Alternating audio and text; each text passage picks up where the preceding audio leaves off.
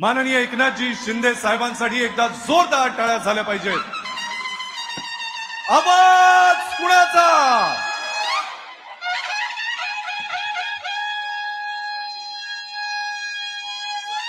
छत्रपती शिवाजी महाराज की जय भवानी, जय भवानी.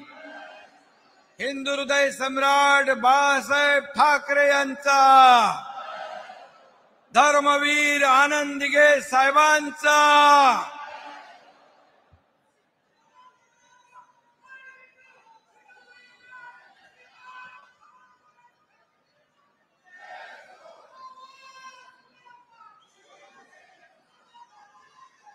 व्यासपीठावर उपस्थित शिवसेनेचे ज्येष्ठ नेते रामदासभाई कदम, आपले दुसरे ज्येष्ठ नेते गजाभाऊ कीर्तीकर, शिवसेनेचे नेते आनंदराव अडसूळजी, व्यासपीठावरील सर्व उपस्थित अन्य नेते, माझे सहकारी मंत्री, खासदार, आमदार, सर्व शिवसेनेचे पदाधिकारी आणि उपस्थित सर्व जिल्हा प्रमुख आणि सर्व कार्यकर्ते, पदाधिकारी, शिवसैनिक बांधव, भगिनी आणि माझ्या तमाम लाडक्या बहिणींनो, लाडक्या भावांनो,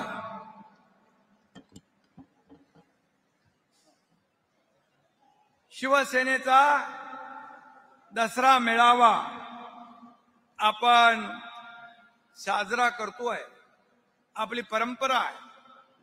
परंतु यावेळेस बळीराजा संकटात आहे. त्यामुळे यंदाचा दसरा मेळावा आपण ठरवलं की मराठवाड्यामध्ये अन्य अनेक ठिकाणी आपला बळीराजा संकटात आहे, आपत्ती आहे. आणि म्हणून अशा परिस्थितीमध्ये ज्या ज्या ठिकाणी पूर परिस्थिती निर्माण झाली आहे त्या त्या ठिकाणच्या पदाधिकारी आणि कार्यकर्त्यांना मी सांगितलं, तुम्ही आपापल्या भागात शेतकऱ्यांना, बळीराजाला मदतीचा हात देण्यासाठी तिकडे थांबा. त्यांचा दसरा तुम्ही साजरा करा आणि आपण मुंबई आणि ठाण्यापुरता हा दसरा मेळावा मर्यादित केला. खरं म्हणजे आज आपण पाहतोय की बळीराजा संकटात आहे. बळीराजाच्या डोळ्यात अश्रू आहेत. त्याचं दुःख मोठं आहे. त्याची शेती वाहून गेली आहे, त्याची जमीन खरडून गेली आहे, पशुधन वाहून गेलंय, घरांची पडझड झाली आहे. स्वतः मी बांधावर जाऊन आलो. मी डोळ्याने पाहिलं त्यांचं दुःख, डोळ्याने पाहिले त्यांचे अश्रू. आणि अशा परिस्थितीमध्ये आपण त्यांना मदतीचा हात दिला पाहिजे. कारण बाळासाहेबांनी आपल्याला सांगितलंय 80% समाजकारण, 20% राजकारण. आणि म्हणून हा गुरुमंत्र, हा मूलमंत्र जो शिवसेना प्रमुखांनी आपल्याला दिलाय, आपण हे व्रत कधी सोडलं नाही आणि कधी सोडणार नाही. आणि म्हणून यावेळेस आपण पाहिलं की अनेक शिवसैनिक तिकडे मदत करतायत, मदतीच्या गाड्या पोचतायत. जिथे संकट तिथे शिवसेना, जिथे आपत्ती तिथं शिवसेना. आणि मगाशी गुलाबरावनी सांगितलं की जिथे संकट, इर्षाळवाडीचं उदाहरण त्यांनी दिलं, जिथे संकट तिथे हा तुमचा एकनाथ शिंदे, धावून गेल्याशिवाय राहणार नाही, हे आपलं धोरण आहे. आणि म्हणून आपण मदतीचं तोरण हेच शिवसेनेचं धोरण आहे. जेव्हा जेव्हा आपत्ती येते तेव्हा तेव्हा त्यांच्या मदतीला धावून जाण्याचं काम शिवसेना करते. हे आपली जबाबदारी आहे. खरं म्हणजे महापुरामुळे बळीराजा पूर्ण कोलमडून गेला आहे, परंतु आपण सर्व त्याच्या पाठीशी उभे आहोत. आपण त्याच्या मागे आहोत. सरकार त्याच्या मागे आहे. आणि म्हणून कुठल्याही अटी शर्ती सगळ्या बाजूला ठेवून यावेळेस मंत्रिमंडळात देखील मुख्यमंत्री महोदय आम्ही सगळ्यांनी ठरवलंय की कुठल्याही परिस्थितीमध्ये बळीराजाला आपण मदतीचा हात, त्याला आधार दिला पाहिजे. आणि म्हणून जे काही या परिस्थितीमध्ये संकट मोठा आहे. लोक आम्हाला सांगत होती अनेक वर्ष आम्ही कधी एवढा पाऊस पाहिला नाही, अनेक वर्षात कधी एवढं संकट आम्ही पाहिलं नाही, सगळं सगळं सगळं सगळं उद्ध्वस्त झालंय. आणि अशा परिस्थितीमध्ये आपण त्यांच्या मागे उभं राहिलं पाहिजे. आणि म्हणून आपण हा निर्णय घेतला की या मेळाव्यामध्ये फक्त आपल्या आजूबाजूचे जे लोक आहेत जवळचे, आणि त्यांना आपण या मेळाव्यात बोलवलं आणि बाकी सगळे लोक तिकडे मदत करतायत. दसरा सण मोठा आहे, परंतु म्हणतो आपण दसरा सण मोठा, आनंदाला नाही तोटा. पण यावेळेचा दसरा मात्र या दसऱ्यावर पुराचं सावट आहे, पुराचं संकट आहे. आणि अशा परिस्थितीमध्ये आपल्या बळीराजा, आपला अन्नदाता, त्याच्या मागे उभं राहण्याचं काम शिवसेना करते आहे. आणि अशा वेळेस आपण जो निर्णय घेतला, बाळासाहेब असते तर त्यांनी देखील आपल्या शिवसैनिकांची पाठ थोपटली असती. हा निर्णय घेतला आपण हा बळीराजाच्या हितासाठी, बळीराजाला वाचवण्यासाठी. आणि म्हणून या पुरामध्ये अगदी पाऊस वैऱ्यासारखा कोसळला, परिस्थिती भयानक आहे. अशा परिस्थितीमध्ये त्याला मदतीचा हात द्यायचा नाही, मग कधी मदतीचा हात द्यायचा. आणि म्हणूनच मी आपल्याला सांगतो की यावेळेस आपण सरकार देखील त्यांच्या पाठीशी खंबीरपणे उभं राहील, शिवसेना देखील त्यांच्या पाठीशी खंबीरपणे उभं राहील. आणि पूर्वी देखील जेव्हा दुष्काळ झाला, इथं रामदासबाई आहेत, इथं आपले सर्व नेते आहेत, या सर्वांनी जेव्हा जेव्हा दुष्काळ आला, जेव्हा जेव्हा पूर आला, त्या वेळेस त्यांना अगदी आपल्या शेतकऱ्यांना अन्नधान्य, पाणी, जीवनावश्यक वस्तू, त्याचबरोबर जनावरांना चारा देखील देण्याचं काम, इथून नेण्याचं काम शिवसेनेने केलंय. ही आपण सगळ्यांनी डोळ्यांनी पाहिलंय. आणि म्हणून माझ्या लाडक्या शेतकऱ्यांना, माझ्या शेतकरी बांधव भगिनींना एवढंच माझं विनंती आहे की तुम्ही धीर सोडू नका. तुमचे भाऊ इकडे आहेत, धीर सोडू नका, टोकाचं पाऊल उचलू नका.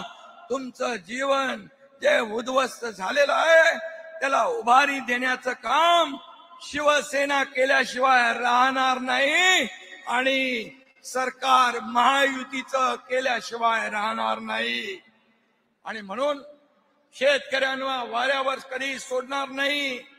कारण मी देखील एक शेतकऱ्याचा मुलगा आहे. शेतकऱ्याचे कष्ट, दुःख, वेदना आम्हाला माहित आहे.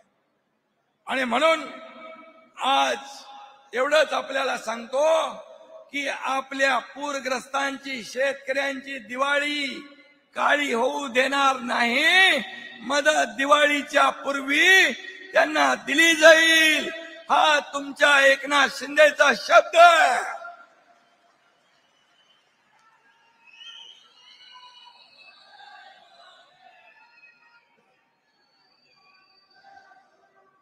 आणि ज्या ज्या वेळेस जिथं जिथं संकट आलं, मग इर्षाळवाडीचं उदाहरण दिलं इथं, कोल्हापूर, महाड, चिपळूण, फलटण, अगदी केरळ, उत्तराखंड, जम्मू काश्मीर मध्ये जेव्हा पहलगाम झालं त्यावेळी तिथल्या लोकांना सुखरूप आणण्याचं काम आपल्या लोकांनी केलं. अगदी नेपाळ मध्ये देखील आपल्या इकडचे लोक पर्यटक गेले होते, त्यांना देखील विमानाने इकडे आणण्याचं काम आपल्या शिवसेनेने केलं. ही आपली बांधिलकी आहे, ही आपली जबाबदारी आहे. कपड्याची इस्त्री सांभाळला ना आणि व्हॅनिटी व्हॅन घेऊन दौरा करणारा एकनाथ शिंदे नाही,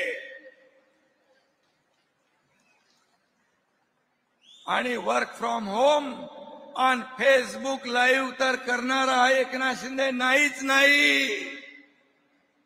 शेवटी बांधिलकी आपली आहे. आपत्तीमध्ये घरात बसणारा शिवसैनिक असूच शकत नाही, हा बाळासाहेबांचा शिवसैनिक असूच शकत नाही. आणि म्हणून बाळासाहेब म्हणायचे, संकटात कार्यकर्ता घरात नाही लोकांच्या दारात दिसला पाहिजे. आणि तो आज शिवसैनिक मदत करतोय, खाली हाताने गेला नाही, सोबत सगळं जीवनावश्यक वस्तू सगळं घेऊन गेला. आज तिकडं तो काम करतोय. मला वाटतं तिकडची काही माहिती आली आहे. मला देखील सकाळी एका शेतकरी कुटुंबाने फोनवरून त्याला शिवसैनिक मदत करत असलेल्या मुळे कृतज्ञतेची भावना, आपुलकीची भावना माझ्याकडे व्यक्त केली की तुमचे शिवसैनिक इथं आलेत, आमचं घर स्वच्छ केलं, आमची भांडी कुंडी आम्हाला दिली, जीवनावश्यक वस्तू आम्हाला दिल्या, आम्ही आमच्या इथं रांगोळी काढली, घराला तोरण बांधलं, हे तुमच्या शिवसैनिकांनी येऊन केलं. मी त्या शिवसैनिकांना मनापासून धन्यवाद देतो. या शिवसैनिकांचा मला सार्थ अभिमान आहे. ते स्वतःचा जीव धोक्यात घालून संकट समयी दुसऱ्याचा जीव वाचवतात, त्यांना मदत करतायत. हे शिवसैनिक, हे बाळासाहेबांच्या विचारांचे कट्टर शिवसैनिक, धर्मवीर आनंदगे साहेबांच्या विचारांचे कट्टर शिवसैनिक, यांचा मला सार्थ अभिमान आहे. मला वाटतं ते आपल्याकडे याची मला वाटतं माहिती आहे.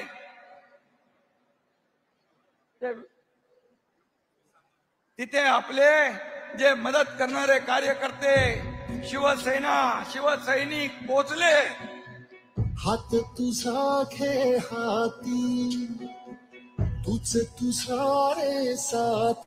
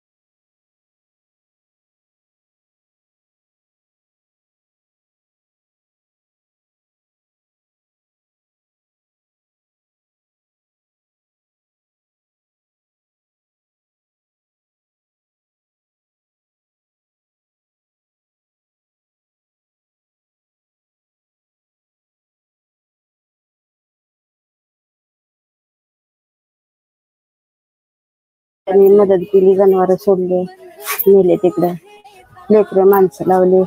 आम्ही दोघं तिघं इथं थांबलो. परत तिकडचं उचलले, जनावर सोडायला 1 तास लागला. तोपर्यंत पाणी भडभड आलं. तेवढी मदत केली माझ्या बाळाली सगळ्यात. की अत्यंत आभारी आहे मी.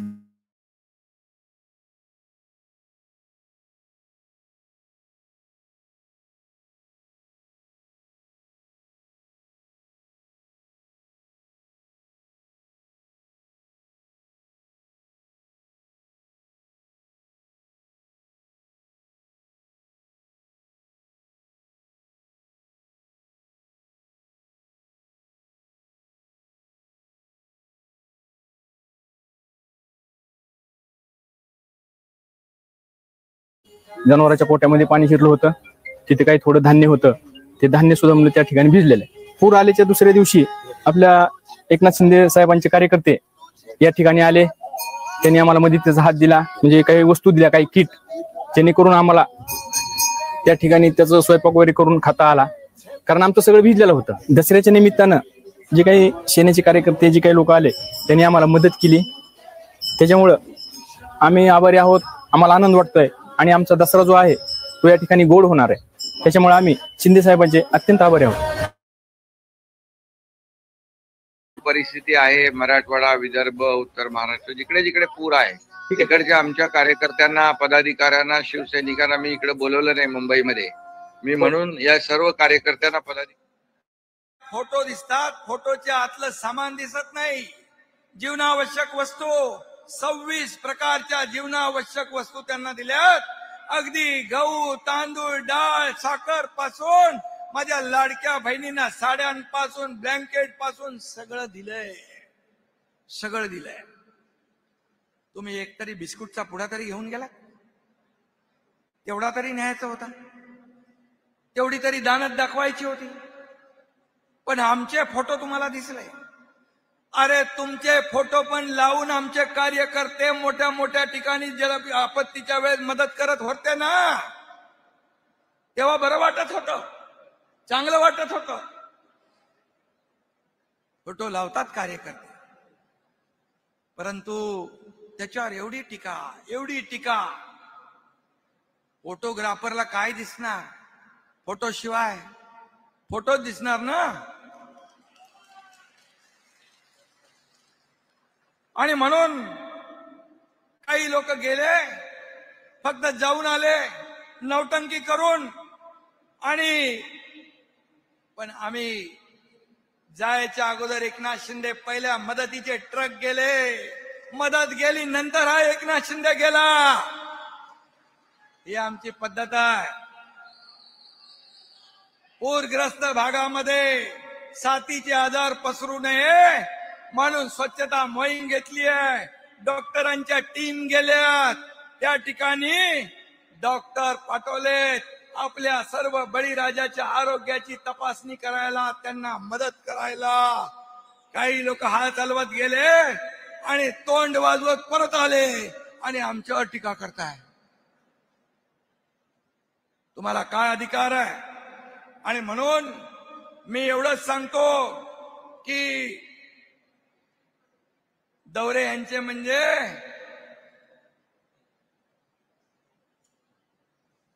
खुद को चाहिए काजू बदाम, पानी में उतरे तो सर्दी जुकाम. ही अशी अवस्था आहे, अशी परिस्थिती आहे. आणि मग आता पण मला कोणीतरी फोन केला होता, रामदास भाईनी बघितलं ते सगळं चित्र तिथलं.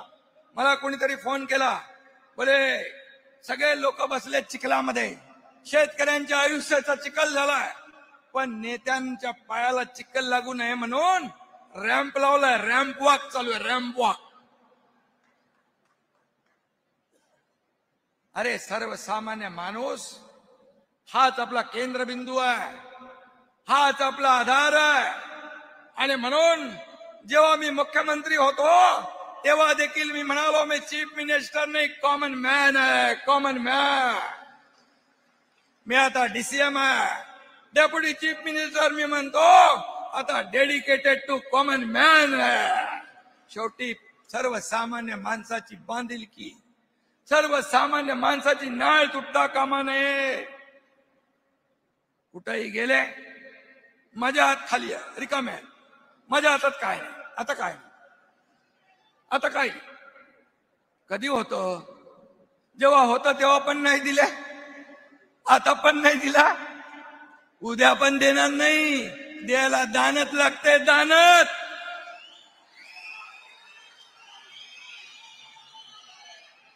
या एकनाथ शिंदेचे हात दोन्ही देणारे. ही लेना बँक नाही, देणारे बँक, देना बँक आहे.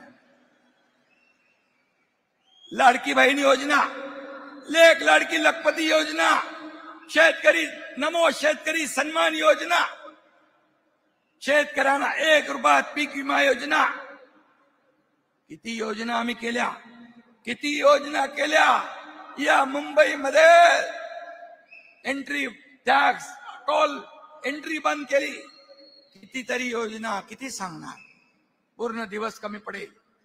आणि म्हणून एकनाथ शिंदे हात देणारे, दोन्ही हात देणारे आहेत. कधी म्हणाला नाही माझे हात रिकामे आहेत, माझे हात खाली आहेत, कधी नाही बोलला. नेहमी आतापर्यंत देण्याचं काम केलंय. फक्त माझे 2च हात नाहीत, हे तुमचे लाखो शिवसैनिकांचे हात पण माझेच आहेत ना. हात वर करून दाखवा. हे लाखो शिवसैनिकांचे हात हे मदतीला जेव्हा पोचतात, हे व्यासपीठ हे माझं वैभव आहे. हे व्यासपीठ माझं वैभव आणि हे बसलेलं समोर माझं ऐश्वर्य आहे. ही माझी संपत्ती आहे, ही माझी संपत्ती आहे. संपत्तीचा मोह आम्हाला नाही, प्रॉपर्टीचा नाही. प्रॉपर्टी तर तुम्हाला पाहिजे ती तुम्ही घ्या. मला म्हणाले तुम्ही कशावर क्लेम करणार. बोललो बिलकुल कशावरही नाही. बाळासाहेबांचे विचार हीच आमची संपत्ती आहे.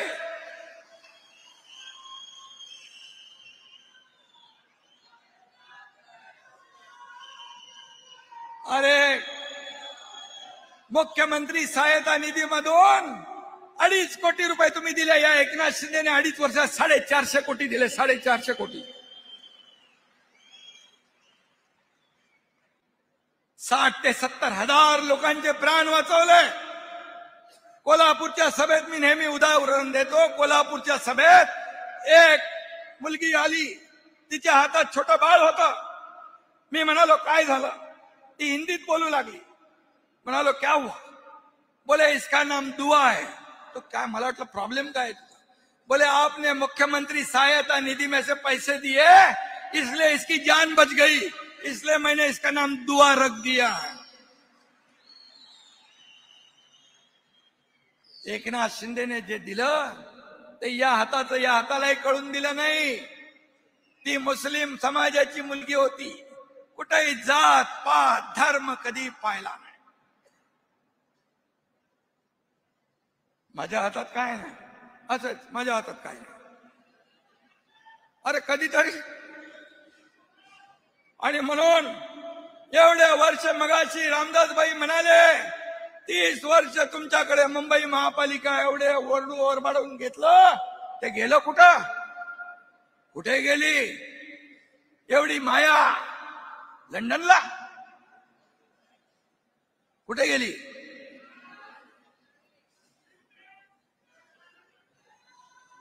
आणि म्हणून मी आपल्याला एवढंच सांगतो, मुख्यमंत्री माझी लाडकी बहीण योजना जी सुरू केली त्या बाबतीमध्ये खूप उलट सुलट अफवा पसरवतात विरोधक. परंतु मी सांगतो मुख्यमंत्री माझी लाडकी बहीण योजना कधीही बंद होणार नाही. हा एकनाथ शिंदेचा शब्द आहे. 5 कोटी लोकांच्या घरात जाऊन शासन आपल्या दारीचा लाभ दिला आपण. आणि म्हणून एवढं सगळं 2.5 वर्षाच्या मुख्यमंत्री पदाच्या कारकिर्दीमध्ये काम केलं. म्हणून महाराष्ट्रामध्ये झालेल्या विधानसभेच्या निवडणुकांमध्ये लँडस्लाइड विक्ट्री मिळाली. 232 आमदार महायुतीचे विजयी झाले. आणि म्हणून मी आपल्याला सांगतो, सर्व निकष बाजूला ठेवून या ठिकाणी मदत केली जाईल. मध्ये म्हणाले पीएम केअर योजना. पीएम केअर योजना म्हणजे प्रधानमंत्री ची योजना, त्याच्यातून पैसे द्या. अरे पीएम केअर योजना कोविड साठी होती, एवढं पण कळत नाही. तुम्ही कोविड मध्ये 600 कोटी जमा केले, एक पैसा तरी खर्च केला? सांगा. तुम्हाला प्रधानमंत्री महोदयांवर आरोप करण्याचा अधिकार आहे? अरे प्रधानमंत्री महोदयांनी शेतकरी सन्मान योजनेमध्ये आणि आपत्तीमध्ये 46,000 कोटी रुपये या महाराष्ट्राला दिले. 46,000 कोटी रुपये. शेतकरी सन्मान योजना त्यांनी सुरू केली केंद्राने. राज्याने देखील वर्षाला 6,000 रुपये देण्याचं सुरू केलं आणि जवळपास 13,000 कोटी रुपये राज्य सरकारने देखील दिले. किती सांगू, केंद्राने काय दिलं काय दिलं. जेव्हा ऊस उत्पादक शेतकरी संकटात होता त्यावेळेस सहकार मंत्री गृहमंत्री अमित शाह साहेबांनी 10,000 कोटी रुपये इन्कम टॅक्सचे माफ केले शेतकऱ्यांसाठी. हे दिलंय केंद्राने. मला सांगा, गेल्या 10 वर्षामध्ये 70 वर्षामध्ये 10 वर्षात नाही 70 वर्षाचा इतिहास बघा. काँग्रेस युपीए सरकारचा या महाराष्ट्राला 2 लाख कोटी दिले. 2 लाख कोटी. आणि 2014 ते 2024 मध्ये मोदीजींच्या सरकारने दुप्पट नाही, तिप्पट नाही, चौपट नाही, 5 पट 10 लाख रुपये या महाराष्ट्राला दिले. 10 लाख रुपये. 76,000 कोटीचं वाढवण बंदर होत आहे. अटल सेतू झाला. या सर्व प्रकल्पांना केंद्राने मदत केली आहे. नवी मुंबईचं एअरपोर्ट त्याचं उद्घाटन आता होत आहे 8-9 तारखेला मोदी साहेबांच्या शुभ हस्ते. मेट्रो 3चं लोकार्पण होत आहे. लाखो लोक प्रवास करणार, त्यालाही केंद्राने मदत केली. हे सर्व प्रकल्प जर सरकार महाबिगाडीचं असतं, हेच मुख्यमंत्री असते, तर मेट्रो 3 पण चालू झाली नसती, विमानतळ पण सुरू झालं नसतं. इतर जे मेट्रोला प्रकल्प आपण शुभारंभ केले ते सुद्धा सगळे ठप्प झाले होते. सगळीकडे स्पीड ब्रेकर, सगळीकडे स्टे. हे स्थगिती सरकार नाही, हे प्रगती सरकार आहे. 2.5 वर्षामध्ये जेव्हा मी पहिल्यांदा 2022ला मुख्यमंत्री झालो त्यावेळेस सगळे स्टे स्थगिती हटवून टाकली, स्पीड ब्रेकर हटवून टाकले. आणि काय बंद, सगळे सण बंद होते, सगळे प्रकल्प बंद होते, मंदिरं बंद होती, आंदोलन सुरू होती. मुख्यमंत्री झाल्या झाल्या सगळ्या सणांवरची बंदी काढून टाकली. सगळे सण उत्सव परंपरा संस्कृती सुरू झाली. विकास प्रकल्प सुरू झाले. 2.5 वर्षामध्ये, या 2.5 वर्षामध्ये एवढं काम केलं. आता दुसरी इनिंग सुरू झाली. मुख्यमंत्री देवेंद्रजी आणि आमची टीम त्याच वेगाने काम करतीये. आणि देशाचे प्रधानमंत्री मोदी साहेब आपल्या महाराष्ट्राच्या पाठीशी पहाडासारखे खंबीरपणे उभे आहेत. याचा मला सार्थ अभिमान आहे. सर काय कसली टीका करताय, कोणावर टीका करताय? अरे जे दोन्ही हाताने देत आहेत त्यांच्यावर टीका करताय. मला अभिमान आहे. या पहलगाम मध्ये आपल्या बहिणींचं कुंकू पुसण्याचं पाप ज्या आतंकवादी पाकड्यांनी केलं त्याला धडा शिकवण्याचं काम आपल्या भारतीय लष्कराने आणि प्रधानमंत्री मोदीजीने केलं. ईट का जवाब पत्थर से, खून का जवाब खून से.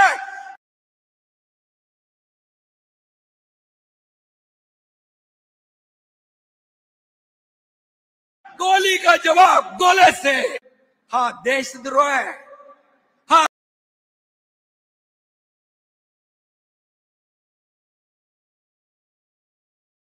द्रोह आहे, या भारतीय नागरिकांशी केलेला द्रोह आहे, गद्दारी आहे. तुमचे आपले एवढे लोक, शेकडो हजारो लोक निष्पाप बळी पडले. मुंबईत बॉम्बस्फोट झाले, 26/11चा हल्ला झाला, आणि तुम्ही कुणाच्या तरी दबावाला बळी पडून पाकिस्तानवर हल्ला केला नाही, हे कबुली तुम्ही देताय. हा नामर्दपणा, हा भेकडपणा, ही देशाची गद्दारी आणि बेईमानी आहे. उलट बघा, मोदीजींनी पाकिस्तानला धडा शिकवला. कोणी आधी मधी यायचं नाही, आम्ही आणि पाकिस्तान बघून घेऊ, आणि ऑपरेशन सिंदूर अभी जारी है, हे सांगणारा कोण? या देशाचा प्रधानमंत्री नरेंद्र मोदी. याचा आपल्याला अभिमान आहे. तो पाकिस्तान म्हणतो आमच्याशी नडू नका, आम्ही नाही तर काही, आम्ही पण दाखवता का? अरे कोण तुम्ही दाखवणार? गीदड़ शेर की खाल पहनकर शेर नहीं बनता. शेर वही शेर होता है, और उसका नाम है प्रधानमंत्री नरेंद्र मोदी. मी अभिमानाने सांगतो. का नाही सांगायचं? ऑपरेशन सिंदूर नंतर जे विदेशामध्ये सगळी आपली शिष्टमंडळ पाठवली, त्या शिष्टमंडळाचं नेतृत्व एका करण्याचं काम आपल्या खासदार डॉक्टर श्रीकांत शिंदे याला दिलं. का नाही त्यांच्याबद्दल चांगलं बोलायचं? अरे चांगल्याला चांगलं बोला म्हणून बाळासाहेबांनी शिकवलंय. तामिळनाडूत आता जी दुर्घटना घडली, त्या शिष्टमंडळात देखील श्रीकांत गेला. त्या विदेशामध्ये आपला मिलिंद देवरा गेला. ही शिवसेनेची शान आहे, हा शिवसेनेचा स्वाभिमान आहे, शिवसेनेचा अभिमान आहे की आपल्याला या देशाची सेवा करण्याची, देशाची सेवा करताना नेतृत्व करण्याची संधी देखील देत आहे. आणि म्हणून काही लोक म्हणाले तुमचा मेळावा सुरतला करायला पाहिजे, त्यांना अमित शहाला बोलवा, ह्याला बोलवा. सुरत भारतामध्येच आहे. अरे आम्ही तर त्यांना बोलवायला आम्हाला बिलकुल काही वाटणार नाही, पण तुमचा मेळावा तुम्ही पाकिस्तानमध्ये करायला पाहिजे होता, पाकिस्तानमध्ये. आणि आसिफ मुनीर का काय नाव आहे त्याचं, आसिफ मुनीर, त्याला प्रमुख पाहुणा बनवायला पाहिजे होता. मग तुमच्या पाकिस्तानमध्ये तुमच्या मेळाव्याची हेडलाईन झाल्या असत्या, हेडलाईन, आणि तुम्हाला आनंदाच्या उकळ्या फुटल्या असत्या. कारण तुम्हीच हेडलाईन दिल्या पाकिस्तानला. आपल्या लष्करावर संशय घेतला, लष्कराच्या शौर्यावर संशय घेतला. किती विमानं पडली, किती मिसाईल गेले, किती हे झालं, तेच त्यांनी सांगितलं. बघा, तुमच्या देशातले, भारतातले लोक संशय व्यक्त करतायत की तुम्हीच त्यांना हेडलाईन दिली, त्याच्यात तुम्हाला धन्यता मिळते. आणि म्हणून राहुल गांधी पाकिस्तानी भाषा बोलू लागले, त्यांच्या बाजूला बसता तुम्ही. हे देशप्रेम आहे, ही देशभक्ती आहे? खरं म्हणजे हे पाकिस्तानी प्रेम आहे. आणि म्हणून तुम्हाला आमच्यावर टीका करण्याचा नैतिक अधिकार बिलकुल नाही. मगाशी कोणतरी म्हणाला गुलाबराव सावरकरांवर टीका केली. सावरकरांवर टीका जे करतात राहुल गांधी मुद्दाम करतात, त्यांच्या मांडीला मांडी लावून बसतात आणि असं सांगता आम्ही हिंदुत्व. हे हिंदुत्व आहे तुमचं? हे बेगडी हिंदुत्व आहे? बाळासाहेब असते तर उलटा टांगून खालून मिरचीची धुरी दिली असती तुम्हाला. हे हिंदुत्व आहे तुमचं? सावरकरांचा अपमान मुख गिळून बसता, त्याच्या बाजूला बसता. पाकिस्तानचे झेंडे फडकवता, दहशतवाद्यांना, जे बॉम्बस्फोटचे आरोपी आहेत त्यांना तुमच्या प्रचारामध्ये फिरवता.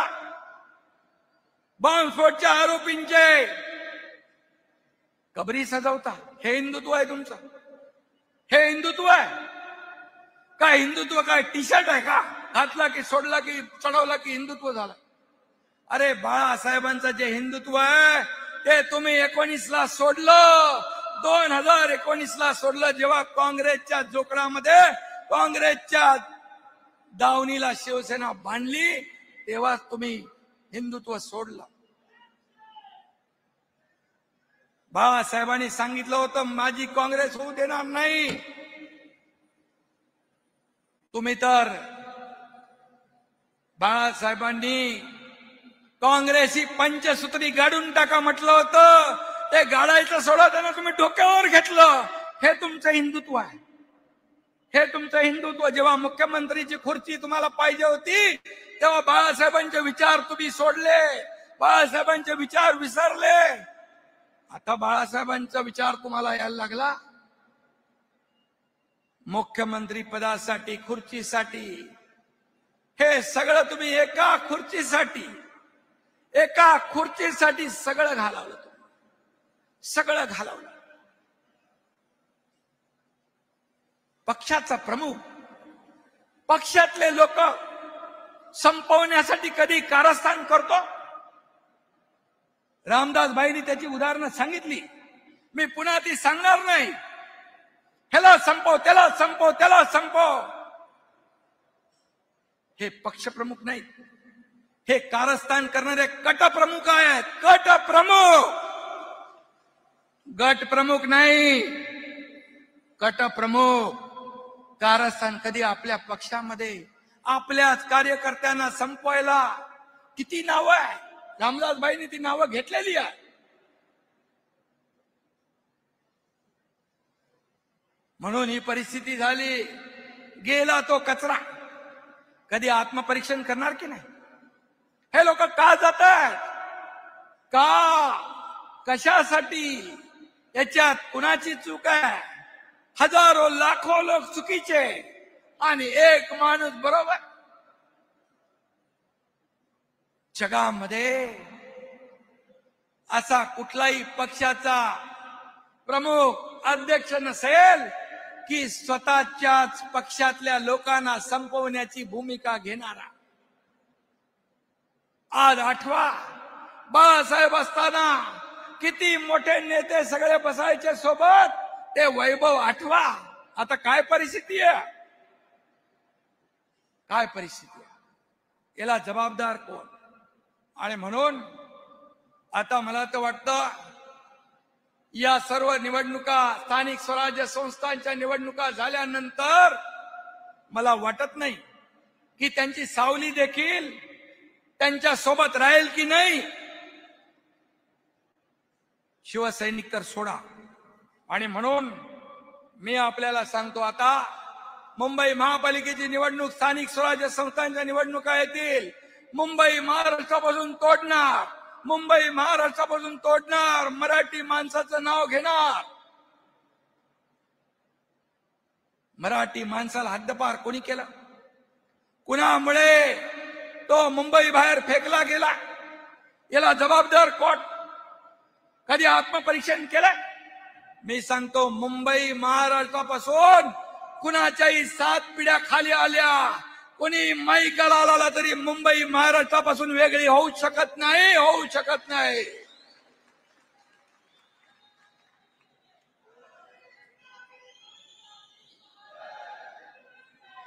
आणि म्हणून मुंबई महाराष्ट्राची, मुंबई मराठी माणसाची,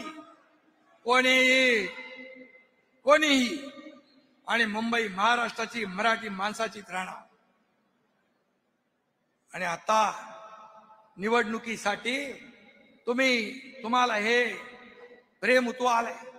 तुमच्या आता जी काय रेकॉर्ड आहे ती घिसीपिटी झालेली आहे. ती आता कोणी ऐकणार नाही, त्याच्यावर कोणी विश्वास ठेवणारही नाही. आणि म्हणून मुंबईकर जो बाहेर गेलाय त्या मुंबईकराला पुन्हा इकडे आणण्याचं काम शिवसेना केल्याशिवाय राहणार नाही. आणि यासाठी आपण SRAचे रखडलेले प्रकल्प, माडाचे रखडलेले प्रकल्प आपण सुरू करतोय.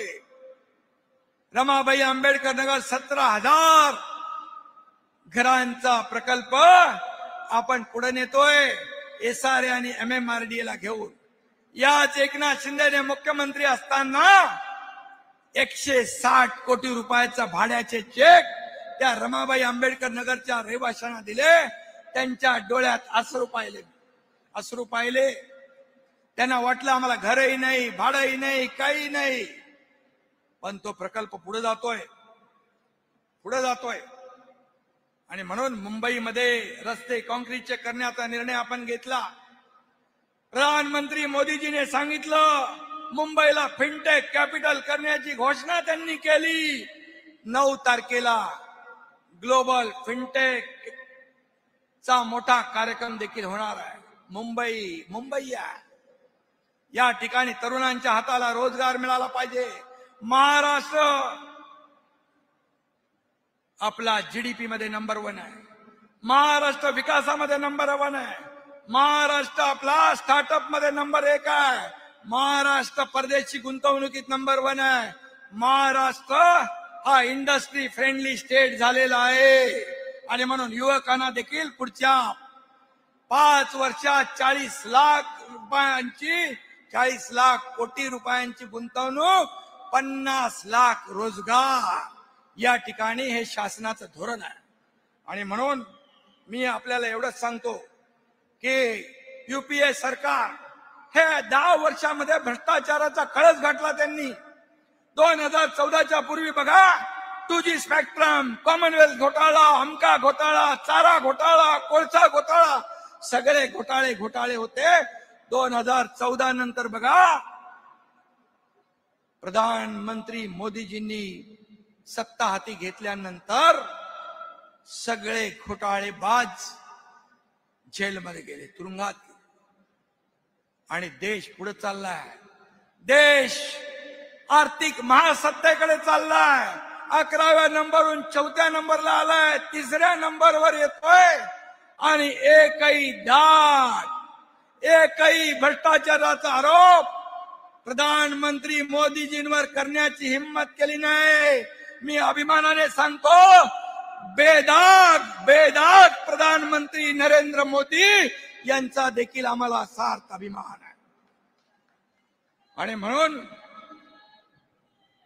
आम्ही दिल्लीला जातो.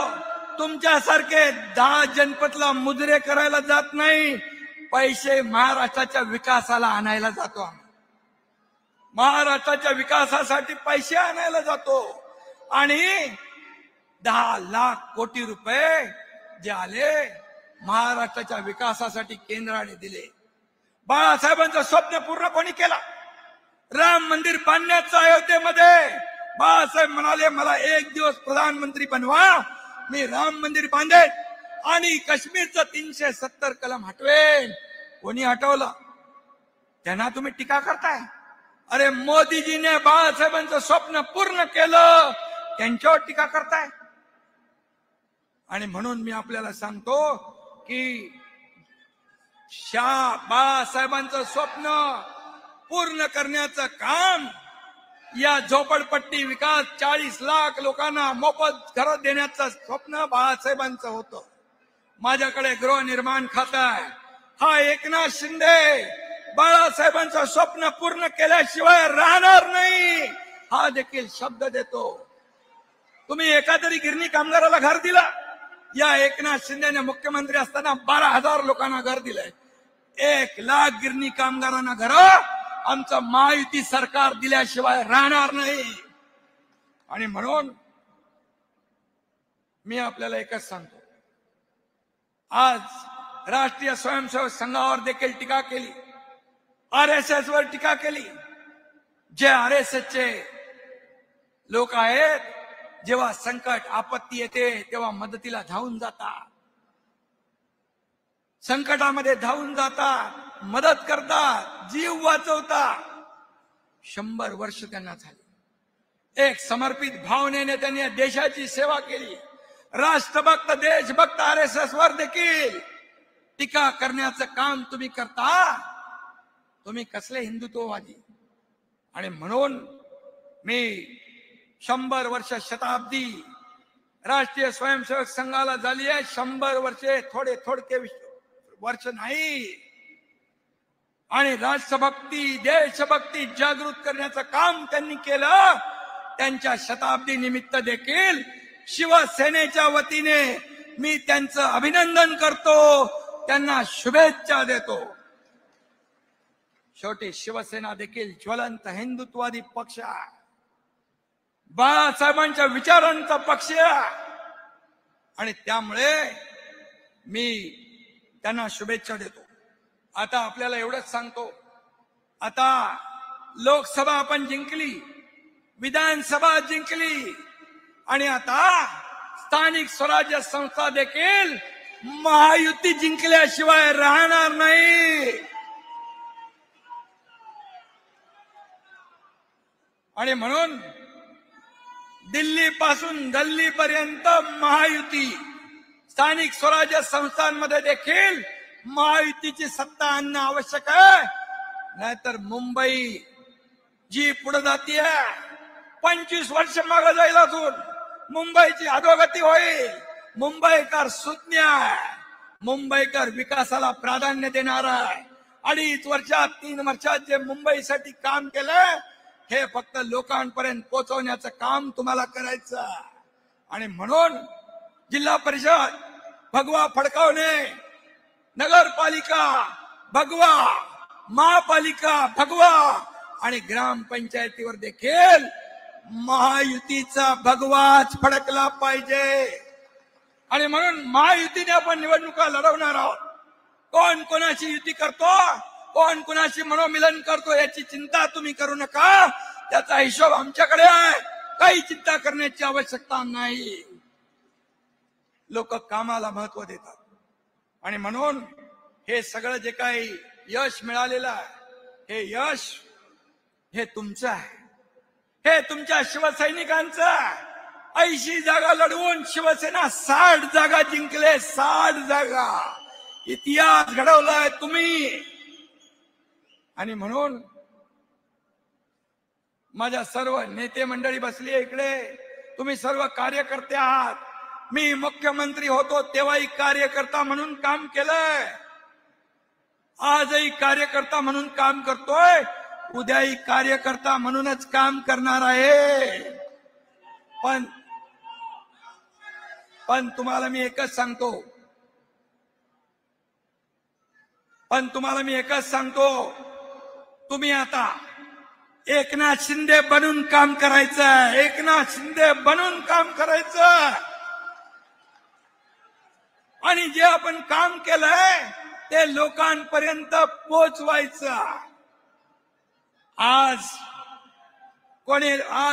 भाषणामध्ये मुख्यमंत्री देवेंद्र फडणवीसांवर काही टीका केली, नंबरवर, लोकप्रियता नंबरवर. अरे त्यांचे तर वरून खाली आले, वरून खाली येताना नंबर लागला. तुम्ही मुख्यमंत्री असताना घरात बसून खालून वर नंबर आला तुमचा, ते विसरला. कुणावर टीका करताना आणि किती वेळा रंग बदलणार, किती वेळा. मला वाटतं अशा प्रकारचा सरडा आयुष्यामध्ये मी कधी बघितला नाही, एवढ्या फास्ट रंग बदलणारा. आणि मी तुम्हाला एवढंच सांगतो की येणाऱ्या निवडणुकांमध्ये रामदासबाईंनी जे सांगितलं, गुलाबरावांनी सांगितलं, आता एकच लक्ष, स्थानिक स्वराज्य संस्थांवर महायुतीचा भगवा डौलाने फडकवायचं. आपला भगवा झेंडा या स्थानिक स्वराज्य संस्थांवर फडकवायचा. आपापसातले सगळे का असतील नसतील बाजूला ठेवा आणि कामाला लागा. मी पुन्हा एकदा सांगतो की जे मराठवाड्यात, विदर्भात ज्यांच्या आयुष्यात संकट आलंय, जे उद्ध्वस्त झाले, त्यांच्या मुली बाळींची जी काही लग्न ठरली असतील या पुराच्या संकटामुळे त्याच्यावर देखील बालक आला असेल. पण मी सांगतो, या सर्व जेवढ्या शेतकऱ्यांच्या मुलांची लग्न ठरली असतील, मुला मुलींची, त्याचा सर्व जबाबदारी शिवसेना घेईल. आणि पूर्ण त्यांची जबाबदारी शिवसेनेची बांधिलकी म्हणून आपण घेतोय. कारण माझ्याकडे 2 हात देणारे आहे, रिकामे नाही, रिकामे नाही. आणि म्हणून त्याचबरोबर पुढचं वर्ष जे आहे, पुढचं वर्ष हे आदरणीय बाळासाहेबांचं 2026 हे जन्मशताब्दी वर्ष आहे. जन्मशताब्दी वर्ष शिवसेना हे शताब्दी वर्ष, जन्मशताब्दी वर्ष जोरदारपणे शताब्दी महोत्सव साजरा करेल, हे देखील मी या ठिकाणी सांगू इच्छितो. आणि म्हणून सगळेजण कामाला लागा. निवडणुका आपल्याला नवीन नाही, पण शेतकरी देखील संकटात आहे. त्याला जेवढी जेवढी मदत करता येईल, सरकार तर उद्या आमची बैठक आहे मुख्यमंत्री, माझी आणि अजितदादांची, त्यामध्ये तर भरीव निर्णय आम्ही घेऊ. पण जिथं जिथं मदत करता येईल त्या प्रत्येक शिवसैनिकांनी या मराठवाड्यातल्या, विदर्भातल्या बळीराजाचे अश्रू पुसण्याचं काम आपण करूया. आणि या येणाऱ्या सर्व स्थानिक स्वराज्य संस्थांवर भगवा, महायुतीचा भगवा डौलाने फडकवूया. जय हिंद, जय महाराष्ट्र. मी सगळ्यांना स्थानापन्न व्हायची विनंती करतो. साहेब अजूनही मंचावर